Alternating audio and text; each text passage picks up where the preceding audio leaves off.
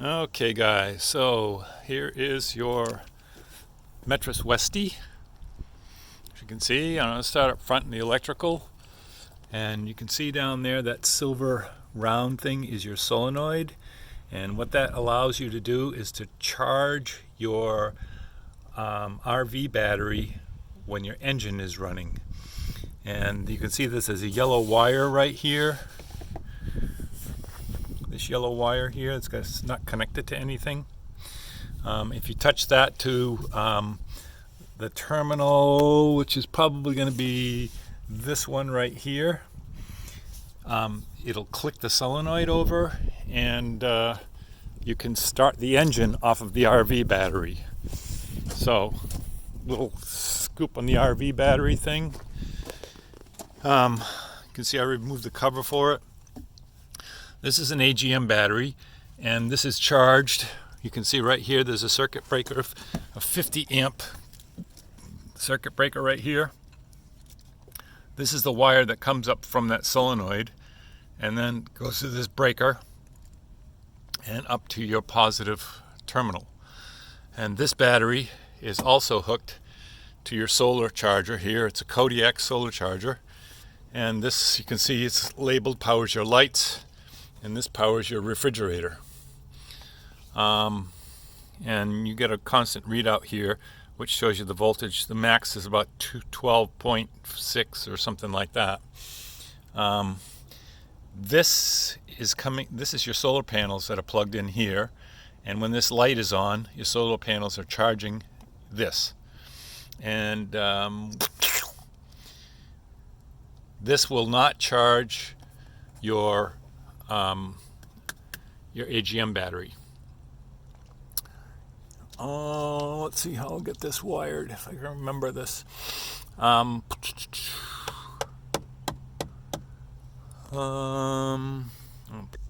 So there's also, this is also an inverter. In other words, it inverts 12 volt into 110, and you can plug in 110 here. Keep in mind, it's a 1500 watt power supply, so if you plug in a microwave or anything like that, or a hair dryer that draws a lot of energy, you're going to see this 12 volts go down quickly, but it does recover quickly. What it's better used for is charging your cell phones, and in that, off of these ports here. What else about this? If it gets below 9 volts, it'll automatically shut off. It's a protection mechanism in there. So then if you switch this charge port here over to here, it'll reset it. So you need to do that if you drag it down that low. And in the box is an orange box, which is in here. You'll find there's a charger for it. This guy here, that's a strap. So the charger for the Kodiak is in here, and this is the plug for it. In that you can actually take the Kodiak out of the van, and you can plug it in and get a 110 charge on it instead of a solar charge on it. Or if you're plugged into an RV site or something like that, then you can get the charge up in this if there's no solar there. And you do that by just unplugging this here, the solar panels, and you plug in the 110 charger here, and then plug it in with your extension cord, and that'll charge up this guy pretty quickly. I don't remember so this runs the reefer and the lights, so everything else is run off of your AGM battery. And everything else, you don't have a fan on this, so it'd be like your furnace, because you do have a furnace in here, and your water pump, all the rest of your electrical items. Now, this is where all your fuses are in here. You can see this is the power converter, so each one of these is labeled. There's the main, there's the heater, the carbon dioxide detector, power points, and water pump. Okay, so that's what's running off of the AGM battery. And this is your main for your when you plug the van in to shore power, which is over here. Plug the van in right there. Then that's going to charge your AGM battery through the battery charger in your power converter. And there's also a plug here. Over here, there's a plug, and that is only hot when the van's plugged into shore power. Okay? That's your water pump switch there, right here. And it only goes on when you turn the water on, I believe. This is your heater function here. It's a propane heater, and this is your propane detector, and it will go off if your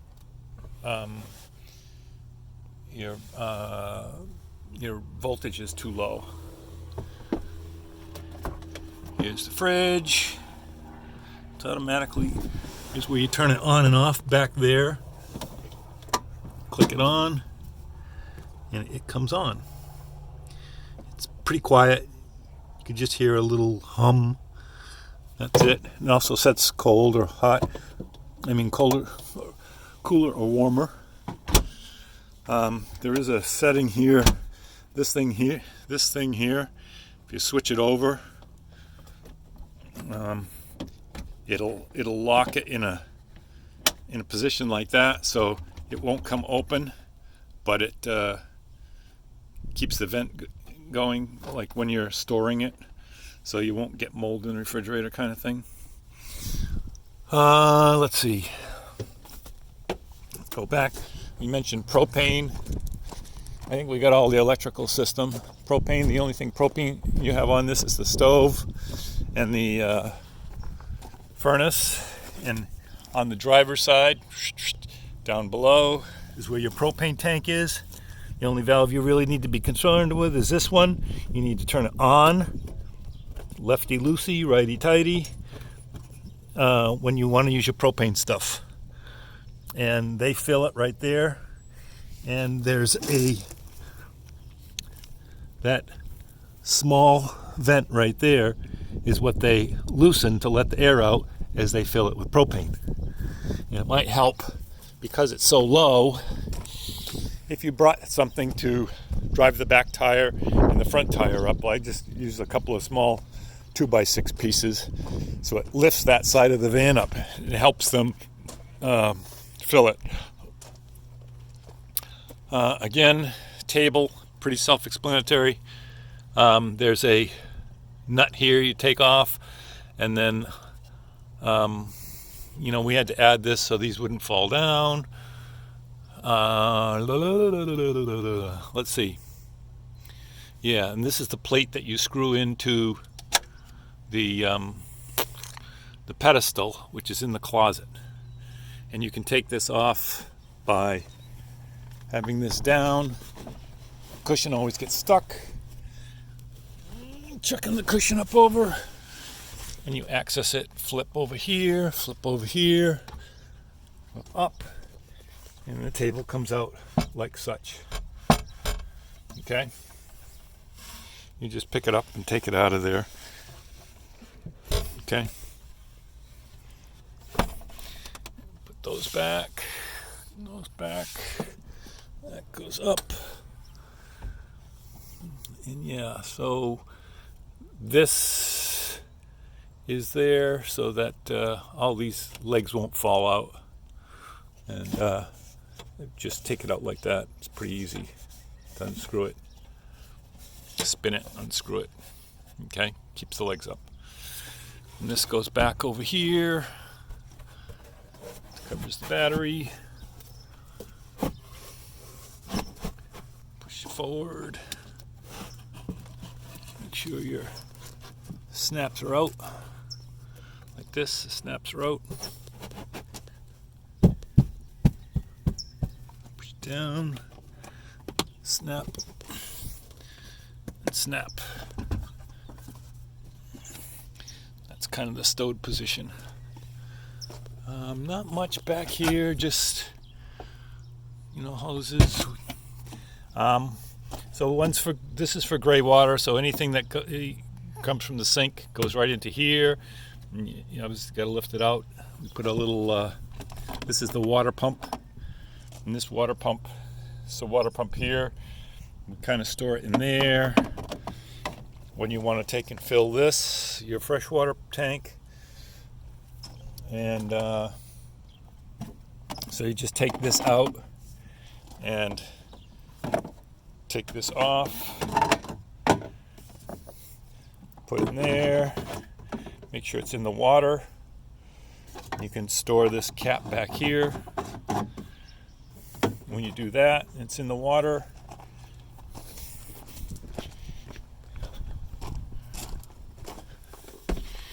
You can then come to the sink, turn that out of the way, lift this up like that, take the drain out, and I think, okay, so you do have to turn on the pump, and okay, so I need to figure that out. So I think that the AGM battery is bad. I'm just putting it on my charger to see if I can get a reading off of it, and it's been sitting for a long time, so it's really discharged, and the only thing that really charges it is driving. So let me see what to do about this. I'll be back. Okay, to put the lower bed down into bed position from seating position, because these seats there's these little dogs here that you just move forward on both sides. These things right here, you have to pull them up and out over. So I'll put you down for a second to do that. So when they're up and over, you can see the little dog the little lever is forward instead of tucked back, and you can see there's just a space there between the back and the bottom seats. Then once that's, you can just take this and fold it over. So then you got that. Okay. Then you have to look at this lever over here to fold down the back. Right there. You pick it up. Up it goes. Once it's up, the back of the seat comes down. It's a pretty trick system. Very safe. It's all kinds of engineering they have on it. While the battery charger does its thing, I'll fold this down.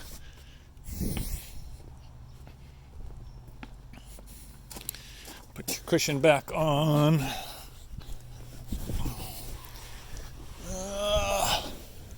And there's your bed.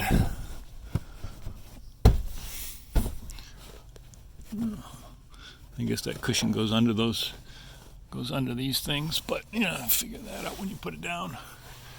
Okay, so that's how you do the lower bed. And to fold it back up, it's just kind of reverse. You pick up the back.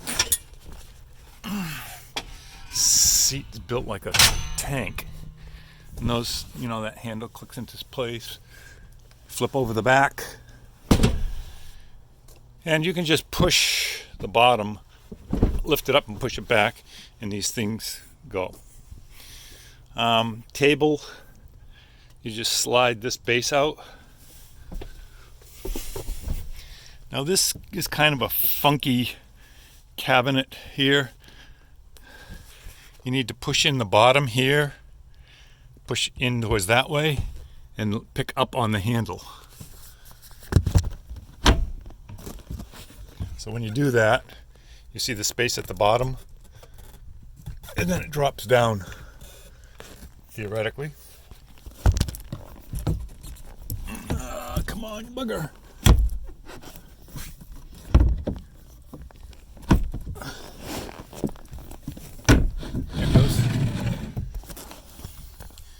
does that and it opens up. So, watch. This is a hanging thing. Probably won't ever use it, but watch about piling stuff in here and having it press up against the back of the door here, so it makes it hard to release. So then you just unsnap this pedestal thing, take it out of the holder,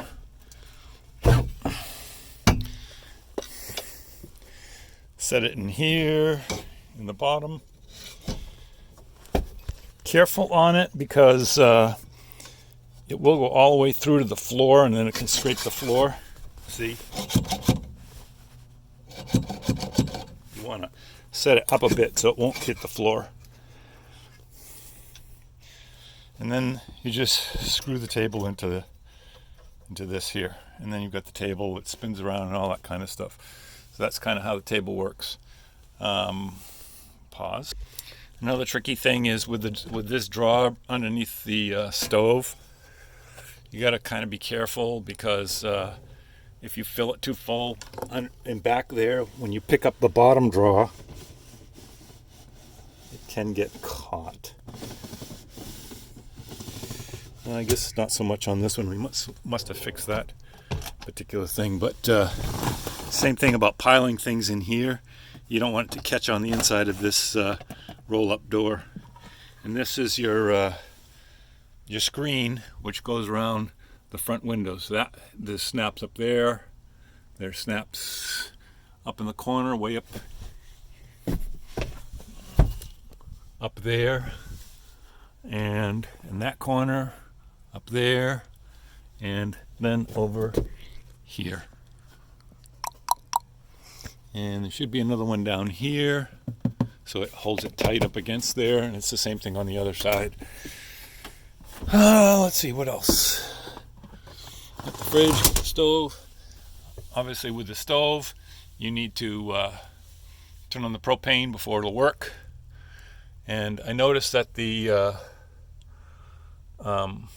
so this is reading the voltage of the Kodiak, not the battery.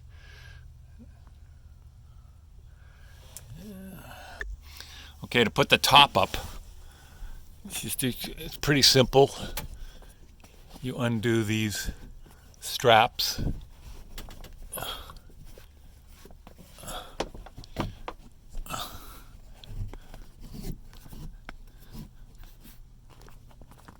Kind of hard to do with one hand. I'm going to put it down I'll take both of them off.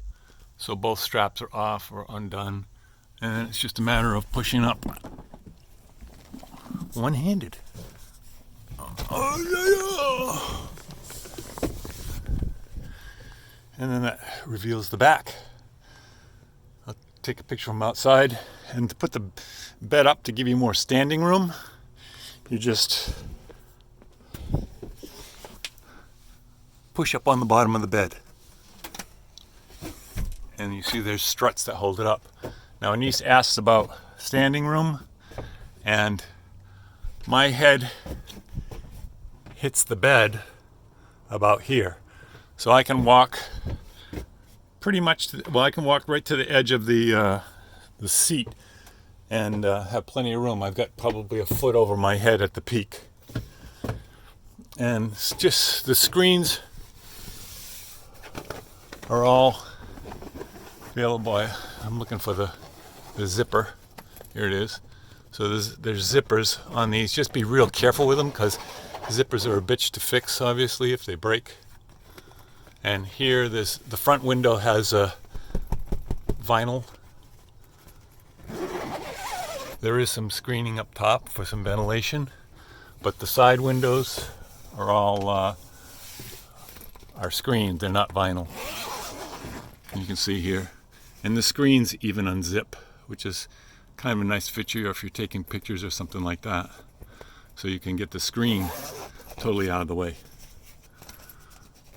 Okay. This here, gotta make sure that, and on the other side here, there's a bungee strap that you can, not a bungee, but an elastic strap that you can put in here, like that. And then on the other side, stretching it across. So it looks like that. So that's when you put down the top, it brings the tent in away from the struts so you won't hurt the tent. And I think that's all I have to say about the top. I'll take some pictures of the outside film so you can see it. The only real maintenance item here is, wouldn't hurt to silicone this gasket once a year. Just get some spray silicone so it keeps it soft. And, you know, clean up here underneath. But that's what it looks like with the top up all around.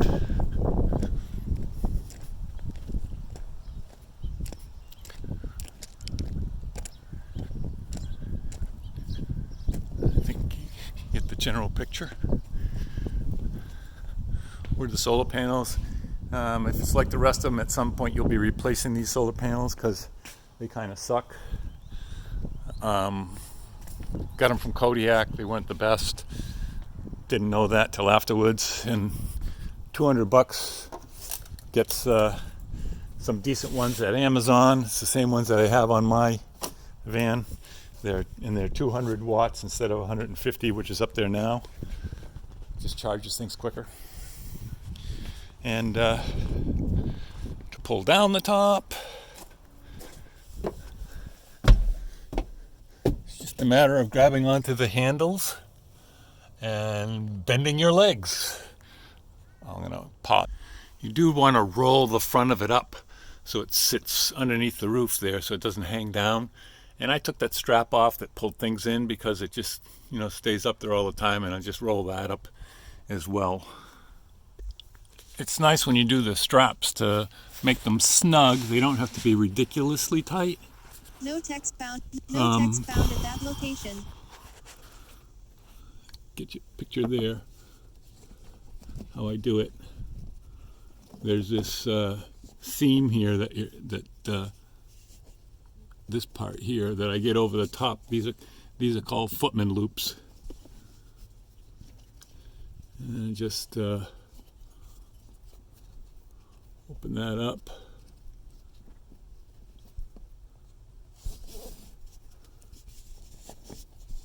Put that all the way up to the top. That's tight enough.